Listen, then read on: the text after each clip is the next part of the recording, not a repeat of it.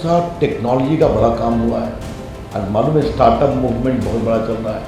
बहुत से स्टार्टअप बिहार में शुरू हुए हैं, बीपीओ बिहार में शुरू हुए हैं, पटना में टीसीएस आ गया है, बच्चे काम कर रहे हैं। और आपकी जानकारी के लिए स्टार्टअप में 100 स्टार्टअप यूनिकॉर्न है। आजकल संविधान पर बहुत ज्ञान दे रहे हैं ऐसे लोग जो संविधान को कितना समझते हैं, इस पर भी चर्चा हो सकती है। बार बार कांग्रेस के नेता, आरजेडी के नेता, लालू जी, तेजस्वी जी एक ही राग दरबारी आलाप रहे हैं कि भाजपा जीती तो संविधान बदल देंगे। ये हताशा भरे झूठे आरोप का कोई मतलब नहीं है। ये बार बार जो राग गाया जा रहा है, ये उनकी हताशा है, क्योंकि बोलने को कुछ बचा नहीं। 10 साल से नरेंद्र मोदी जी की देश के प्रधानमंत्री हैं। 10 साल से हमारी सरकार काम कर रही है। क्या संविधान को छुआ है? बदलने की बात दूर रही। हाँ, ओबीसी के लिए जो संवैधानिक कमीशन था, उसको संवैधानिक दायित्व दिया है, ये काम किया है। 3 तलाक ऐसे अभिशाप को बदला है। और जो इकोनॉमिकली वीकर लोग हैं उनको एम्पावर किया है संविधान में बदलाव करके। बाकी हमें गर्व है कि देश के सम्मानीय नेता रामनाथ कोविंद जी भारत के राष्ट्रपति बने। सम्मानीय आदिवासी समाज से आने वाली आदरणीय द्रौपदी मुर्मू जी भारत के राष्ट्रपति बनी। ये हमारा रिकॉर्ड है। संविधान शाश्वत है, संविधान स्थायी है, संविधान सम्मानीय है। Indian constitution is eternal, Indian constitution is worthy of respect, Indian constitution is the guiding force of democracy. तो ये हमारा चरित्र है। जरा उनका चरित्र सुन लीजिए। आजकल लालू जी और कांग्रेस की साठगांठ है। इस देश में कांग्रेस पार्टी ने 90 बार राष्ट्रपति शासन लगाया, 90 बार, जिसमें 50 बार इंदिरा गांधी ने लगाया था। मुख्यमंत्री का चेहरा नहीं पसंद, डिसमिस। याद होगा राम जन्मभूमि के आंदोलन में सिर्फ यूपी की सरकार नहीं डिसमिस हुई, हिमाचल प्रदेश, मध्य प्रदेश, राजस्थान की सरकार ने डिसमिस कर दिया। तो ये उनका रिकॉर्ड है। इमरजेंसी किसने लगाई थी? लालू प्रसाद जी। मेरा सवाल आज आपसे है, आप भी जेल गए थे इमरजेंसी में, मीसा में बंद थे आप, मैं जानता हूं, मैं भी जेल में था। भूल गए आप? लोकनायक जयप्रकाश नारायण को किसने गिरफ्तार किया?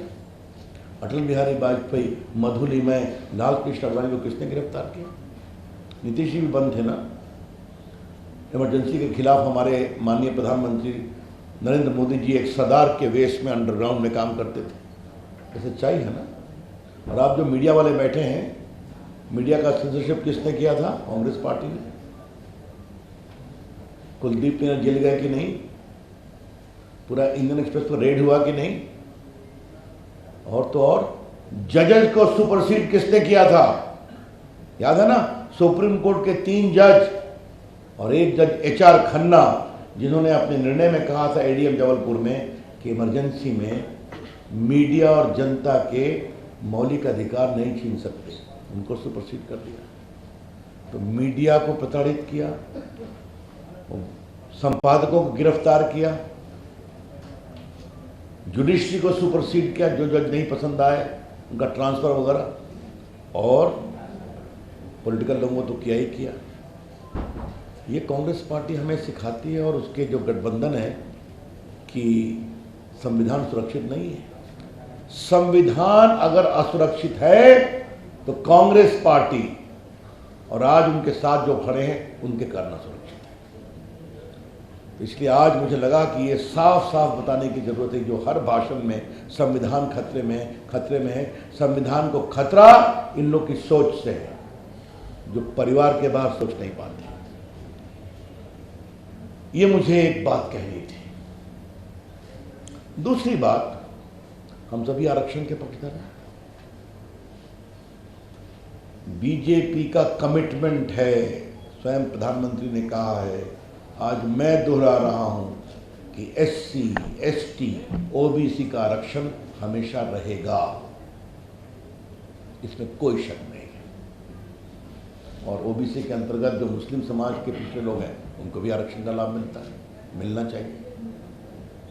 तो जो बार बार कहते हैं कि बीजेपी आएगी तो SC, ST, OBC को आरक्षण समाप्त करेगा, इससे बड़ा कोई झूठ नहीं है, इससे बड़ा कोई शर्मनाक बेबुनियाद बात नहीं है। ये भी उनकी हताशा है, वो जानते हैं। तो हताशा में आप क्या कर रहे हैं? कर्नाटका में सारे मुस्लिम OBC तेलंगाना करें, हम भी वो मॉडल फॉलो करेंगे। भारत के संविधान में धर्म के आधार पर आरक्षण नहीं है, सुप्रीम कोर्ट ने बार बार कहा है। बाबा साहब भी इसके खिलाफ थे, मालूम है आपको? जो शेड्यूल कास्ट का आरक्षण है उसमें साफ लिखा हुआ ये हिंदुओं के लिए ये आरक्षण, की वही उपेक्षित थे, पीड़ित थे। तो आपको मालूम है आप नहीं हो सकता, 2 बार कोर्ट ने तोड़ दिया, फिर भी आप कहे कि नहीं हम सारे मुस्लिम को OBC बनाएंगे।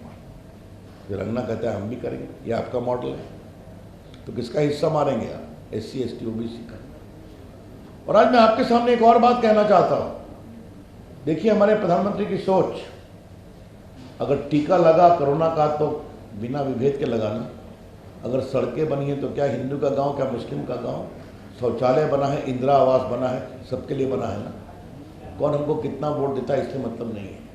और तो और मुझे गर्व है कि आज मुस्लिम समाज की बेटियां एयरफोर्स का प्लेन उड़ा रही हैं, मुस्लिम समाज की बेटियां आज स्पोर्ट्स में बहुत बढ़िया काम कर रही हैं, ओलंपिक में मेडल लेके आती हैं। आप भी देखते हैं 3 तलाक समाप्त होने के बाद महिलाओं में एक नया जोश आया है। तो ये हमारे काम करने का तरीका है। सबसे मुझे अच्छा लगा वो इतना बड़ा टोस्ट था कि एक मुस्लिम बेटी आजकल बॉक्सर बन रही है, उसको प्रधानमंत्री ने भी आशीर्वाद दिया। तो ये हमारी सोच है और ये इस देश की मुस्लिम बेटी और मुस्लिम समाज को उसी अंधकार में रखना चाहते हैं, सिर्फ और सिर्फ वोट बैंक पॉलिटिक्स के लिए। तो ये बात बहुत गंभीरता से बतानी जरूरी थी कि उस समाज के पढ़े लिखे लोग भी समझते हैं कि ये टूट जाएगा, फिर भी वोट के लिए करते हैं। मित्रों, एक दूसरा पक्ष है, फिर आपके मैं सवाल दूंगा कि बार बार जो राहुल गांधी कह रहे हैं कि मैं सर्वे कराऊंगा, लोगों की संपत्ति कितनी है और उसके बाद क्रांतिकारी फैसले करूंगा। याद है ना आपको? उनके शब्द हैं, आपने टीवी पर चलाया है। इसका मतलब क्या है? मतलब लोगों की संपत्ति पर आप हाथ डालेंगे, है ना? डालेंगे आप। और इसका परिणाम क्या निकलेगा? आज देश में बहुत सा, क्योंकि मैं देश का IT मंत्री रहा हूं, बहुत सा टेक्नोलॉजी का बड़ा काम हुआ है। आज मालूम है स्टार्टअप मूवमेंट बहुत बड़ा चल रहा है। बहुत से स्टार्टअप बिहार में शुरू हुए हैं, BPO बिहार में शुरू हुए हैं, पटना में TCS आ गया है, बच्चे काम कर रहे हैं। और आपकी जानकारी के लिए स्टार्टअप में 100 स्टार्टअप यूनिकॉर्न है। यूनिकॉर्न का मतलब क्या है? जिसका वैल्यूएशन $1 बिलियन। मतलब क्या हुआ? 7,000 करोड़। तो बच्चे 25 साल, 30 साल, 35 साल के नौजवान अपनी क्षमता, प्रतिभा, हुनर से दुनिया में अपनी जगह बनाए हैं। तो आप उनकी संपत्ति छीन लेंगे? क्या कहना चाहते हैं राहुल गांधी और लालू प्रसाद? अच्छा होता बोलते चारा घोटाले की संपत्ति जब्त होगी, अच्छा हुआ बोलते अलकतरा घोटाले में जिन्होंने संपत्ति में वो जब्त होगी, अच्छा हुआ बोलते कि जिन्होंने शिक्षा घोटाले में लाखों करोड़ों कमाए उनको हम जब्त करेंगे, अच्छा हुआ बोलते कि नेशनल हेराल्ड न्यूज़पेपर में जो 5,000 करोड़ की संपत्ति राहुल गांधी और सोनिया जी ने ट्रस्ट बना के हथियाई उसको जब्त करते। वो नहीं है। हम इसका पूरा विरोध करते हैं, इस सोच का। भारत का हर साधारण व्यक्ति अपनी ईमानदारी और अपनी मेहनत से पैसा कमा के आगे बढ़ सकता है। ये हमने करके दिखाया है ना। तो ये इनहेरिटेंस टैक्स और बाकी टैक्स, कब का स्टेट ड्यूटी खत्म हो गया, कब का आपके खत्म हो गया वेल्थ टैक्स, राहुल गांधी कहाँ ले जाना चाहते हैं देश को? राहुल गांधी की अपनी सोच नहीं है, ये उनकी माओवादी सोच है जो उनके ऊपर हावी है। क्योंकि राहुल गांधी कितना सोचते समझते तो मैं संसद में ही बोल चुका हूँ। आज अपने पत्रकार मित्रों को थोड़ा हंसी के फुट भी देता हूँ। लोकसभा में बोल रहे थे वो कि मैं बोलूँगा तो भूकंप आएगा। बाकी तो बोलते हैं मोदी जी आँख से आँख नहीं मिला सकते। तो पार्टी की ओर से मुझे जवाब देने को कहा गया तो मैं खड़ा हुआ। हमने कहा अध्यक्ष जी भूकंप नहीं आया अभी तक।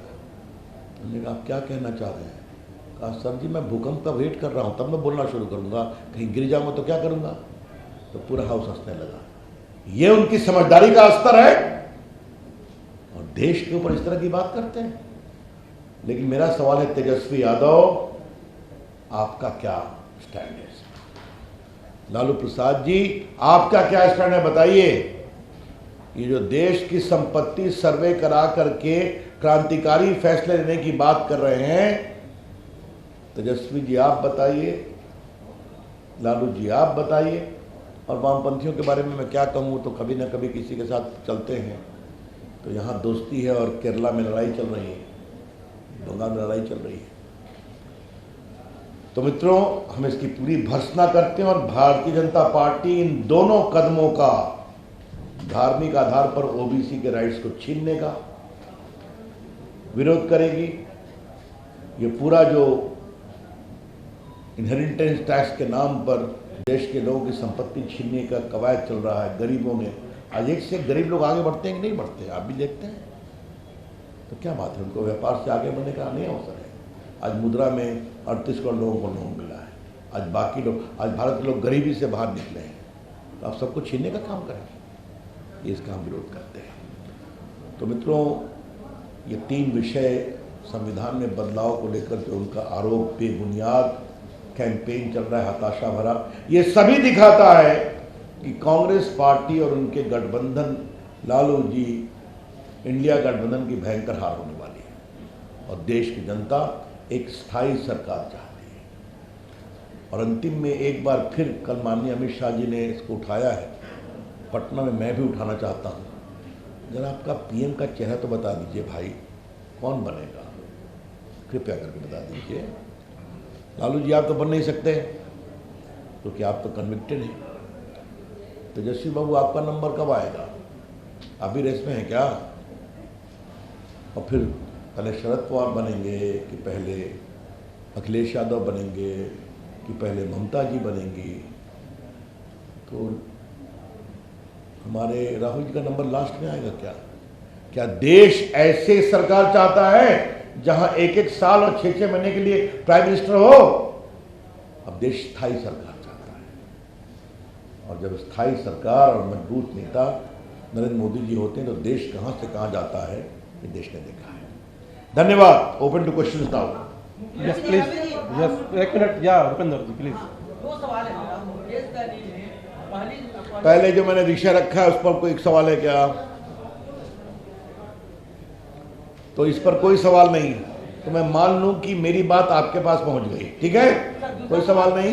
दूसरा सवाल नहीं लेंगे। बोलिए बोलिए 2 सवाल मेरा है। बोलिए। मुकेश सहनी ने अमित शाह जी को गुजरा बोला है, वाला प्रधानमंत्री नरेंद्र मोदी को बोला गया है कि उनका मस्तिष्क खराब हो गया है, इस चुनाव जो होगा फिर उसके बाद उनका दिमाग खराब हो जाएगा। इस पर आपका क्या कहना है? दोनों सवाल। देखिए हमारा ये स्तर नहीं है और हम उनके स्तर पर नहीं जाएंगे। बिहार की जनता और देश की जनता खूब समझती है कि ये टिप्पणी हार की हताशा की छटपटाह के कारण बोली जा रही है। हम उसका पूरी भर्त्सना करते हैं।